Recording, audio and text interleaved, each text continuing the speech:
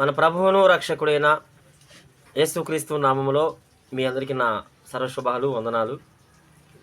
ప్రియులారా, బాగున్నారా? మంచిది. ఈ వీడియో కూడా మరి ఎందుకు నేను చేయవలసి వచ్చినటువంటి కారణం ఏర్పడింది అంటే, మీ అందరికీ తెలుసు, ఎక్స్ క్రిస్టియను సత్యబాబు పాస్టర్ గారని మీ అందరికీ తెలుసు. శివశక్తి ఎక్స్ క్రిస్టియన్ ఏదో ఒక ఛానల్ సంథింగ్ పెట్టినట్టుకున్నాడు ఆయన. ఒకప్పుడు ఆయన దేవుని సేవకుడని విన్నాను. ఇటీవల కాలంలో మరి కొంతమంది చేసినటువంటి అల్లర్లకు, గలిబిలికి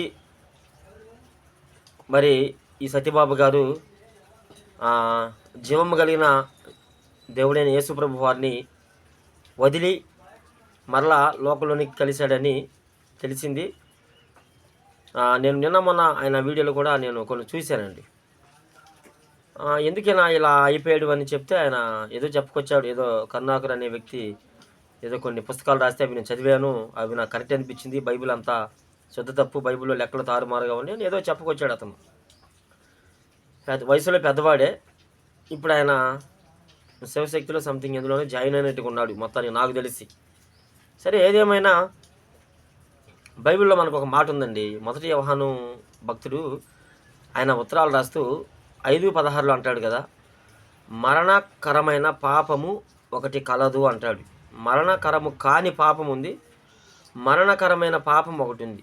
మరణకరమైన పాపం అంటే అసలు నాకు ఇంక యేసుప్రభు వద్దు, ఒకప్పుడు నేను తీసుకున్న బాప్తిజం కూడా ఇప్పుడు నాకు వద్దు, ఒకప్పుడు నేను పొందుకున్న రక్షణ కూడా ఇప్పుడు నాకు వద్దు, నాకు ఆయన టోటల్ క్రైస్తవ్యం నాకు వద్దు అని ఎవరైతే టోటల్గా యేసుప్రభుని విడిచిపెట్టి, క్రైస్తవ్యం కాదు యేసుప్రభుని విడిచిపెట్టి బయటికి వెళతారో, ఎవరు వీళ్ళు? ఒకప్పుడు రక్షణ పొందుకున్న వాళ్ళు, ఒకప్పుడు సంఘంలో ఉన్నవాళ్ళు, సంఘంలో బోధించిన వాళ్ళు, పాటలు పాడిన వాళ్ళు, ప్రార్థనలు చేసిన వాళ్ళు. వీళ్ళు సడన్గా అసత్యం వైపుకు మళ్ళీ లోకంలోనికి వెళ్ళినటువంటి వీరి విషయంలో దేవుడు అంటున్న మాట ఏంటో తెలుసా?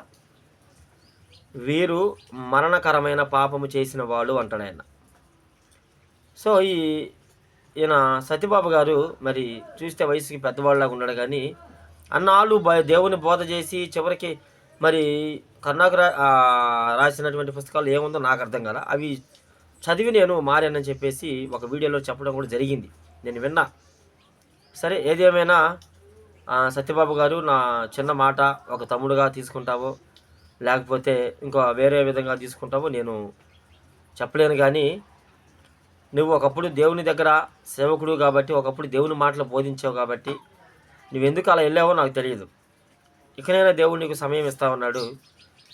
ఎక్కడైనా ఒకవేళ నువ్వు దిద్దుకొని మరలా వస్తే, క్రైస్తవంలోనికి వచ్చి యేసుప్రభులోనికి వచ్చి ఆ రక్షణ మరలా స్వీకరించి ముందుకు వస్తే ఖచ్చితంగా దేవుడు నిన్ను క్షమించడానికి ఆయన సిద్ధ మనసు కలిగిన వాడు. ఆయన నా ఎద్దకు వచ్చేవాడిని నేను ఎంత మాత్రం త్రోసివేసేవాడును కాను అంటాడు యేసయ్య. ఈ వాక్యం నీకు తెలిసి, బహుశా నీకు తెలిసే ఉంటుంది కదా.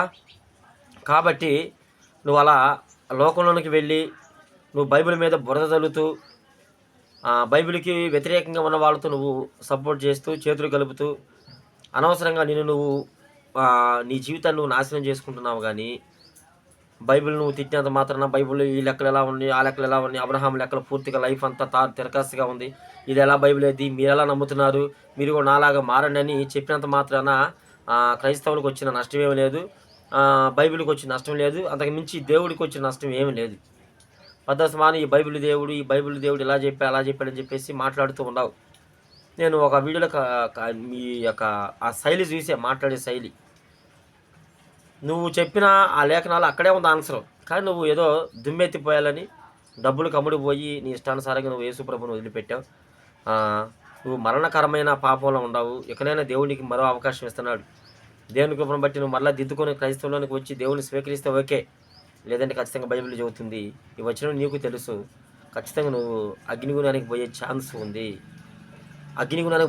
ఉంది. దిద్దుకొని వస్తే సరి, కాదు కూడా నేను ఎలానే బైబిల్ని దూషిస్తాను, బైబిల్ని ఏకి పారేస్తాను, ఇక అందరికీ నేను ఏదో ఉద్ధరిస్తున్నానని చెప్పేసి నువ్వు కూడా గతంలో కొంతమంది ఉన్నారు కదా, వాళ్ళలాగా చేతులు కలిపి బైబిల్ మీద దుమ్మెత్తి పోస్తానంటావా? నేను చేసేది ఏం లేదు. ఇక దేవుడే ఆ విషయంలో చర్య తీసుకుంటాడు. పెద్దవారు కనుక, నాకంటే పెద్దవారు కనుక మరొక మారు ఎందుకు నాకు చెప్పాలనిపించింది నీకు, ఇకనైనా నువ్వు ఆ మరణకరమైన పాపం నుంచి బయటికి రావాలని కూడా నీకు హృదయపూర్వక నీకు తెలియజేస్తున్నాను నేను. కాబట్టి ఆ బుద్ధి మానుకో, బైబిల్ విమర్శించే బుద్ధి మానుకొని నీ బ్రతుకుని మార్చుకుంటావని దేవునికి క్షమాపణ అడుగు. ఖచ్చితంగా దేవుడు నిన్ను క్షమిస్తాడు. కాదుకూడదు అంటే ఇక ఖచ్చితంగా బైబిల్‌లో నువ్వు వేటి గురించి అయితే విమర్శిస్తున్నావో ఖచ్చితంగా వాటికి మేము సమాధానం ఇస్తాం. అందులో డౌటే లేదు. మా బిడ్డలని దేవుడు కాపాడుకుంటాడు, ఇబ్బంది ఏం లేదు క్రైస్తవుల్ని. సో మీ వ మీ మీ మీ విషయంలోనే మేము ప్రార్థన చేస్తున్నాము. అందుకని ఈ చిన్న వీడియో నీకోసమే కాబట్టి మారు మనసు పొందుకో. ఖచ్చితంగా దేవుడు నిన్ను కూడా కృపణిస్తాడు. దిద్దుకుంటే, కాదుకూడదనుకుంటే నీ గతికి అధోగతే. కాబట్టి ఇతని కొరకు ప్రార్థన చేయండి. సత్యబాబు గారు ఈయన. నేను ఒకప్పుడు సేవకుడు. ఈయన కొరకు ప్రార్థన చేసి మరలా ఆయన క్రైస్తవులోనికి రావాలని మీ అందరికీ ప్రేమపూర్వకంగా తెలియజేస్తూ ఈ నా వీడియో ముగిస్తూ ఉన్నా. మీ అందరూ హృదయపూర్వక వందనాలు.